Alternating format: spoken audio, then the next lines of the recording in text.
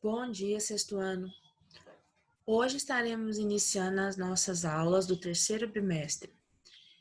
Hoje estaremos trabalhando o conteúdo de fração. Concluindo, nós trabalhamos os conceitos de fração, os tipos de fração, redução de um denominador comum e hoje trabalharemos as 6 operações matemáticas: adição, subtração, multiplicação, divisão, potenciação, radiciação, relacionado às frações matemáticas. Espero que todos tenham tido boas férias.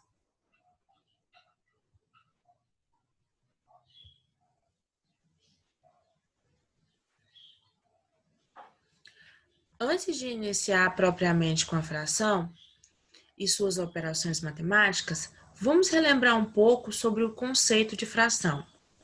Bom, o que seria fração? Fração ou número fracionário é o número que representa uma ou mais partes do inteiro que foi dividido em partes iguais. Vamos observar que esse hexágono, essa figura, ela foi dividida em 6 triângulos iguais.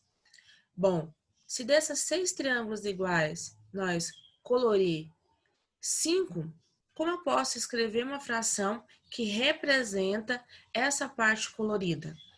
Nós temos na fração um valor em cima que indica quantas partes foram coloridas, 5, e temos um valor abaixo do traço que indica em quantas partes a nossa figura foi dividida, 6. A forma de ler, quinto, 5, sexto.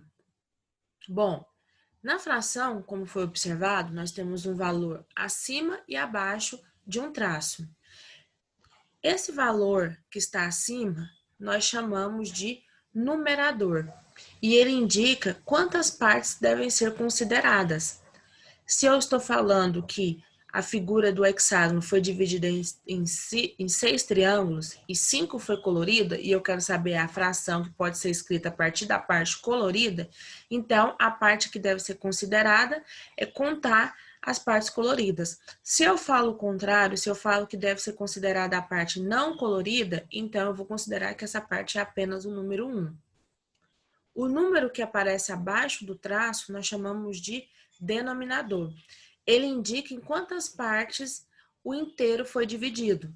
Então, se eu estou falando de uma figura de 6 lados e ela foi dividida em 6 partes, o denominador tem que ser 6. Vamos ver outros tipos de exemplo. Eu tenho um retângulo e ele foi dividido ao meio. Observe que ele foi dividido em 2 partes. Se eu vou levar em consideração apenas a parte colorida, então nós temos o número 1 como numerador e o número 2 como denominador. O número 1 indica que a parte colorida é apenas 1 e o número 2 no denominador indica que o retângulo foi dividido em 2 partes. Nosso segundo exemplo, nós temos um tetraedro. Ele foi colorido dele 2 partes dele. 1, 2. O numerador 2 indica as 2 partes coloridas. O denominador 3 indica o total de partes que ele tem. Ele tem 3 partes. Nosso terceiro exemplo, nós temos uma figura que foi dividida em 4 partes. Esse quadrilátero tem 2 partes coloridas. Então, o numerador, o número que fica em cima, é 2, porque indica as 2 partes coloridas. O número que aparece embaixo, o denominador, indica o número 4, porque foi dividido em 4 partes. A circunferência, o círculo, ele foi dividido em 1, 2, 3, 4, 5. 5 partes. O denominador, então, é o número 5. As partes coloridas são 1, 2, 3. 3 partes. Então, o numerador é 3. Logo, em uma fração, é a representação de algo que era inteiro e ele foi dividido em partes. O numerador é o número que está acima do traço, ele indica as partes que devem ser consideradas, e o denominador é a quantidade de partes que aquele todo, aquele inteiro, foi dividido. Geralmente, quando fazemos a leitura, nós lemos o numerador normalmente e indicamos o denominador. Então, fica 1/2, 2/3, 2/4, 3/5 e assim por diante. Outro conceito importante é os tipos de frações. Bom, nós temos 3 tipos de frações: as frações próprias, as frações impróprias e as frações aparentes. As frações próprias é quando o numerador ele é menor que o denominador. Então, por exemplo, 3/5, 1/2, 15, 26 avos. Quando eu tenho uma fração própria, quer dizer que um único inteiro foi tomado algumas partes dele. Então, aqui eu tinha algo que foi dividido em 5 partes e deve ser considerada 3 partes. No segundo exemplo, nós temos algo que foi dividido em 2 partes e deve ser considerada uma parte. No terceiro exemplo, nós temos algo que foi dividido em 26 partes e foi considerado 15 partes. Isso é uma fração própria. Então, nós temos um único inteiro e desse único inteiro foi tomado uma parte. Por isso, o numerador ele é menor que o denominador. Frações impróprias. O numerador ele é maior que o denominador. Como, por exemplo, 8/5, 13/6, 29, 12 avos. Aqui, eu devo observar que a parte inteira, o total, ela foi dividida em 5 partes no primeiro exemplo. Porém, foi necessário ter mais do que uma parte inteira para que pudesse ser tomado 8 partes delas. Então, foi necessário que a mesma coisa fosse dividida 2 vezes. Então, eu tenho duas partes, 2 inteiros sendo dividido em 5 partes. E um dos inteiros foram tomado tudo e o outro foi tomado 3 partes. Assim, nós temos 8. No segundo exemplo, nós temos algo que foi dividido em 6 partes. Porém, foi necessário 3 inteiros para ser dividido em 6 partes. Então, eu tenho 6 coisas inteiras. Essas 6 coisas foram divididas em 6 partes. A primeira foi tomada toda, a segunda foi tomada toda, então já tenho 12. E a terceira foi tomada uma parte, assim tenho 3. No terceiro exemplo, nós temos algo que foi dividido em 12 partes. Então, eu tenho algo inteiro dividido em 12 partes.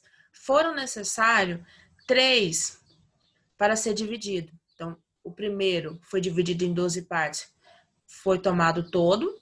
O segundo também foi dividido em 12 partes, foi tomado todo. Aqui já temos um total de 24. O terceiro foi dividido em 12 partes e foi tomado 5 partes. Por isso, eu tenho o número 29. Isso quer dizer que na fração imprópria, eu não tenho apenas um inteiro. Eu tenho mais de um inteiro para poder ser tomado aquilo que o numerador pede. Mas cada um desse inteiro foi dividido pela mesma quantidade, a quantidade que o denominador indica, e tem o mesmo tamanho todas. A fração aparente são frações onde o numerador é divisível pelo denominador.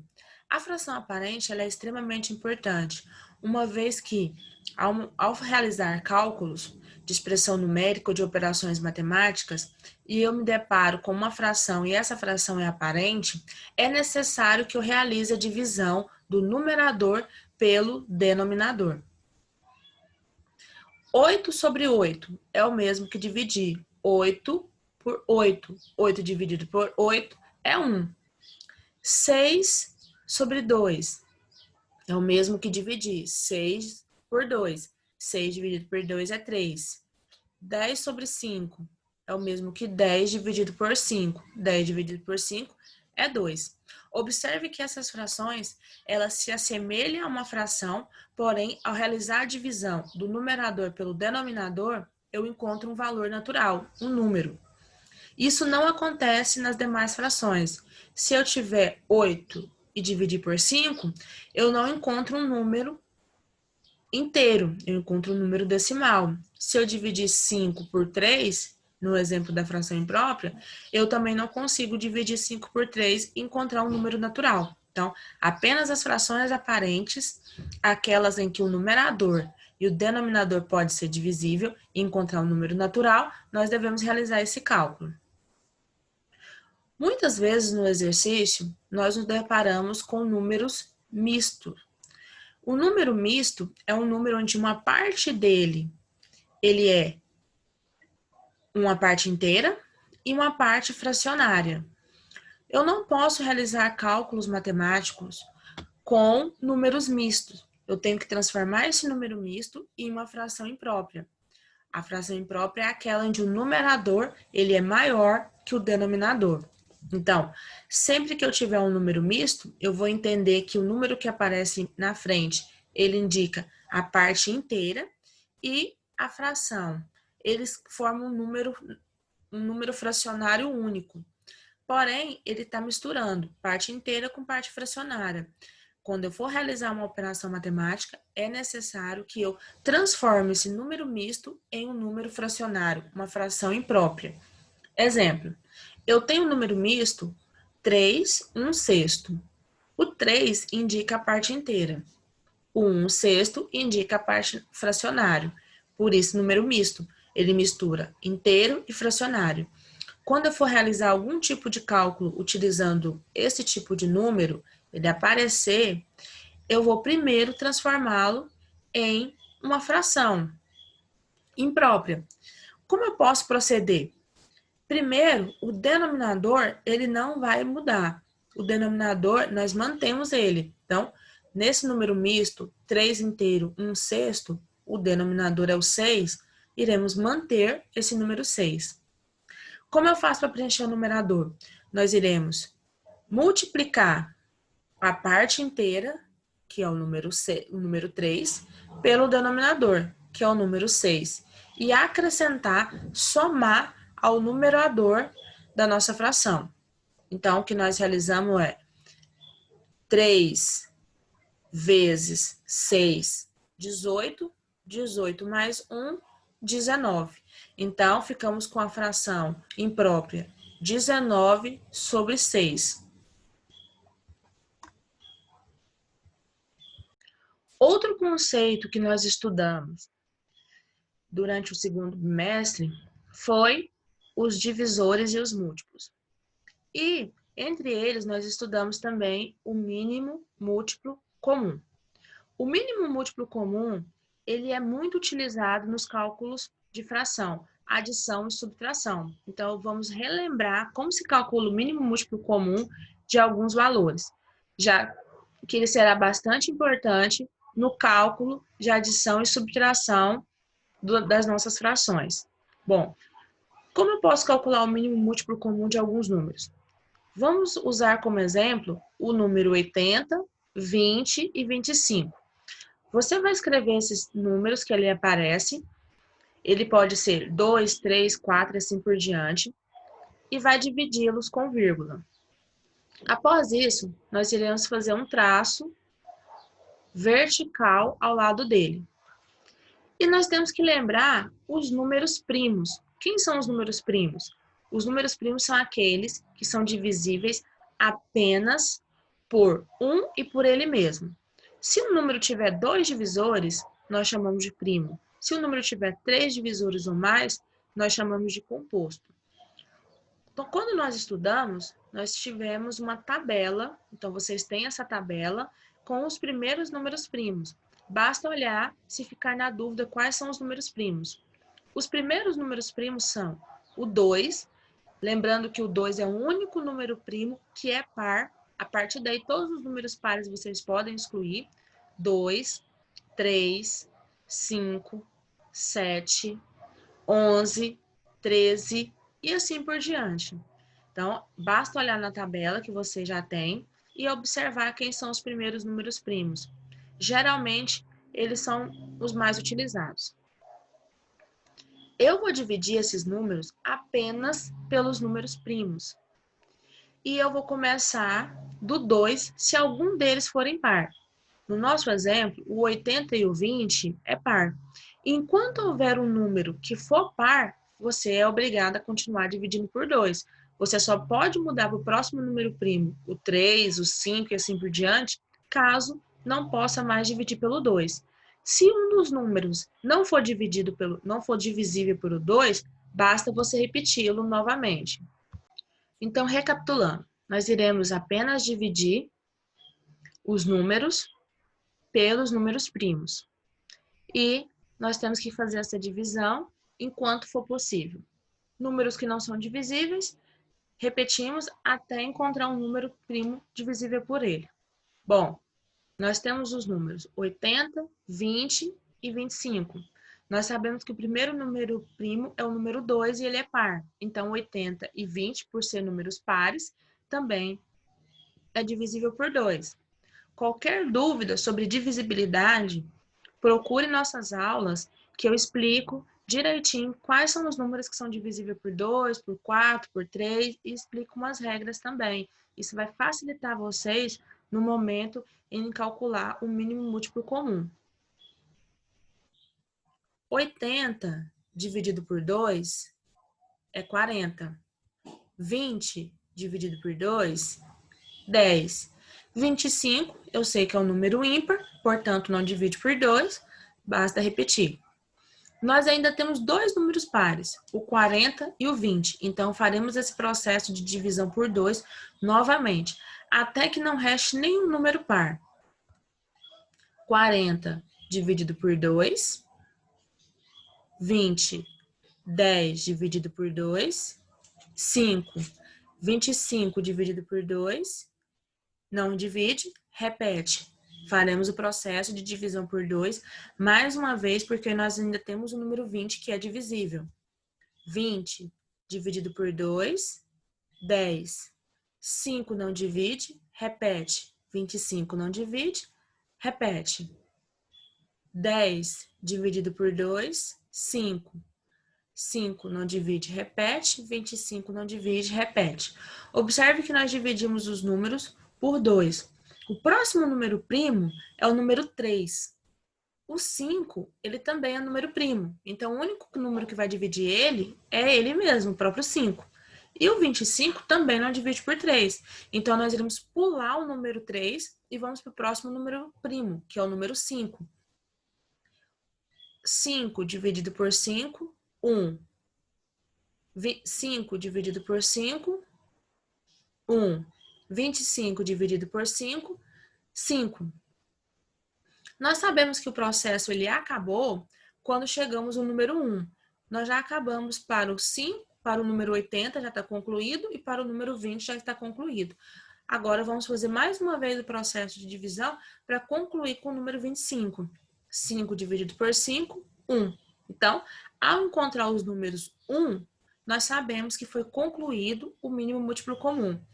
Os números que nós encontramos, os números primos que nós utilizamos para realizar esse cálculo, nós iremos fazer uma multiplicação com ele. Então, nós encontramos o número 2, 1, 2, 3, 4 vezes. E o número 5, 1, 2. Então, faremos uma multiplicação. 2 vezes 2 é 4. 4 vezes 2, 8. 8 vezes 2, 16. 5 vezes 5 é 25. 16 vezes 25, 400. Então, encontramos que o mínimo múltiplo comum dos números 80, 20 e 25 é 400. Qualquer outra dúvida sobre mínimo múltiplo comum, nós temos aula a respeito disso com mais detalhes no nosso canal.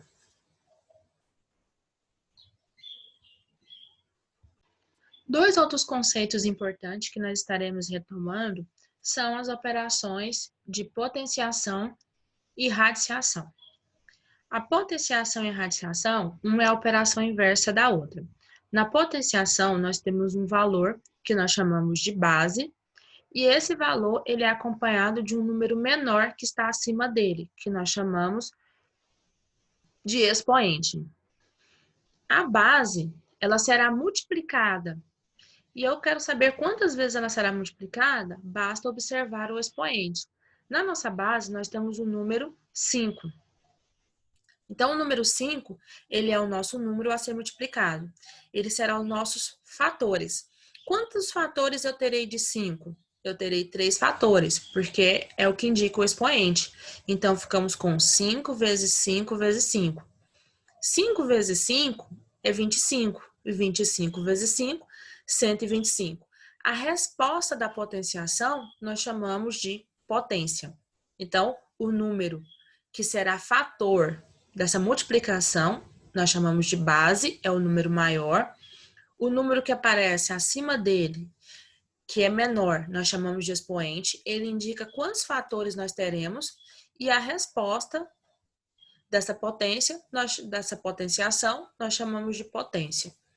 Exemplo, 3 elevado a 4. A nossa base é o número 3, o expoente é o número 4. O 3 ele será fator de multiplicação e o 4 indica que nós temos 4 números 3. Então, ficaremos com 3 vezes 3 vezes 3 vezes 3. 3 vezes 3, 9. 9 vezes 3, 27. 27 vezes 3, 81.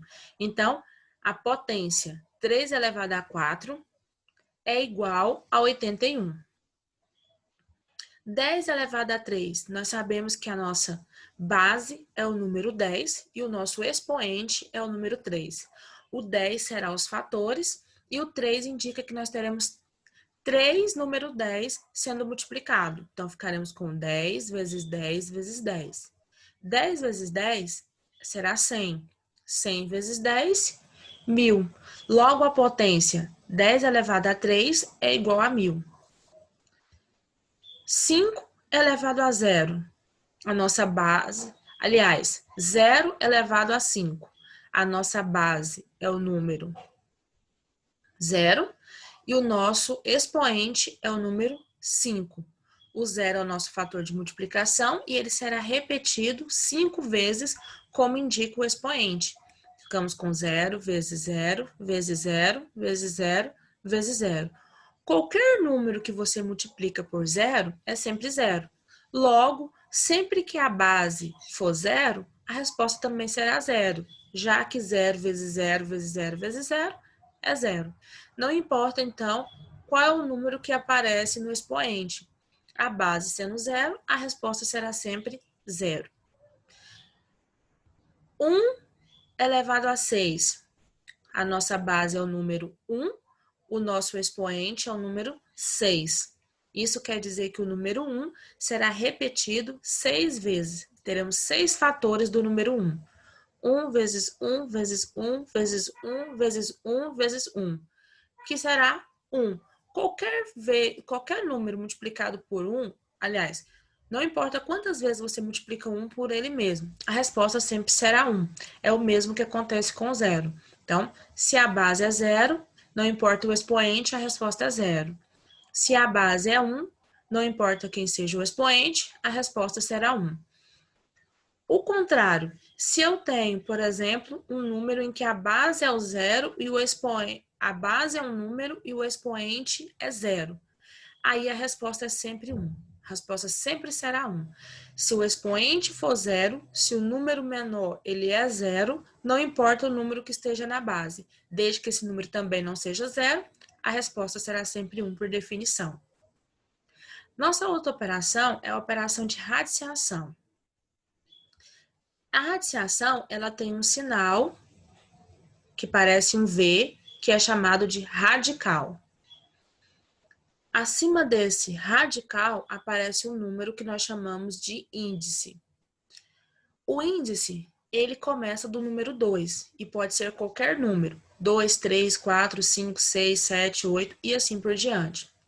Geralmente, na maioria das vezes, quando esse índice é o número 2, ele não vai aparecer nada. Esse número 2 ele não vai aparecer e nós chamamos isso de raiz quadrada. O número 3, o número 4 e assim por diante, ele vai aparecer no índice a sua numeração. Nós não temos índice nenhum e nem zero. Então, sempre iniciamos do 2. O 2 geralmente não aparece número nenhum no índice e nós chamamos de raiz quadrada. Do 3 em diante, sempre vai aparecer um número para indicar qual é essa raiz. E nós chamamos o 3 geralmente de raiz cúbica. O número que aparece dentro do radical, nós chamamos ele de radicando. E a resposta, nós chamamos de raiz. Bom, a raiz quadrada de 4 é 2, porque eu procuro o número que, de acordo com o índice, seja multiplicado por ele mesmo 2 vezes e a resposta seja 4. Esse número é o número 2. 2 vezes 2 é 4.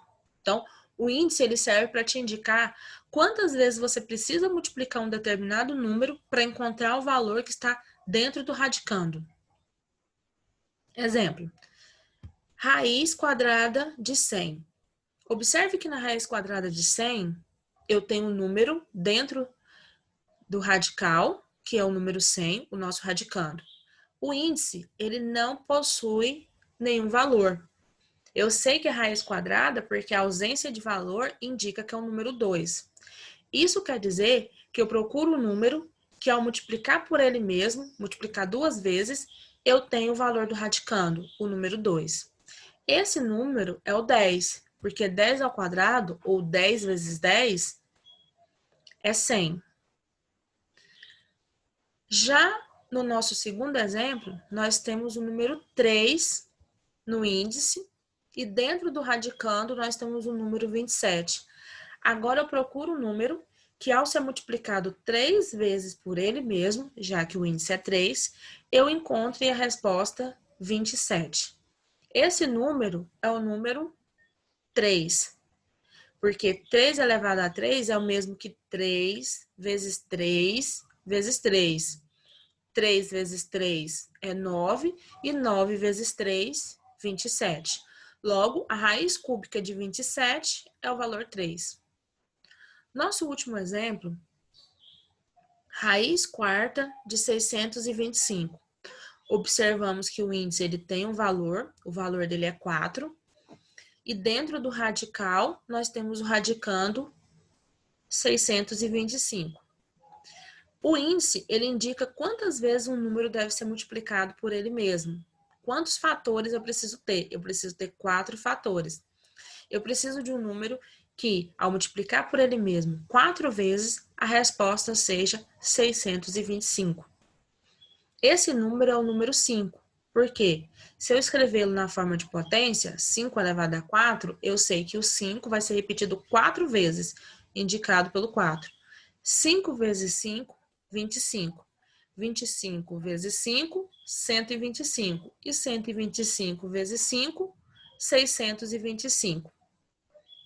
Pessoal, por enquanto, nós concluímos aqui a nossa revisão de alguns conteúdos importantes para dar prosseguimento no nosso conteúdo, que é as operações matemáticas com frações. Então, eu preciso lembrar do conceito de fração, de os tipos de frações, preciso relembrar como se faz o cálculo do mínimo múltiplo comum e como se realiza a operação de potenciação e radiciação. Esses conceitos eles são extremamente importantes para compreendermos as operações matemáticas. No próximo vídeo, nós estaremos falando mais sobre isso.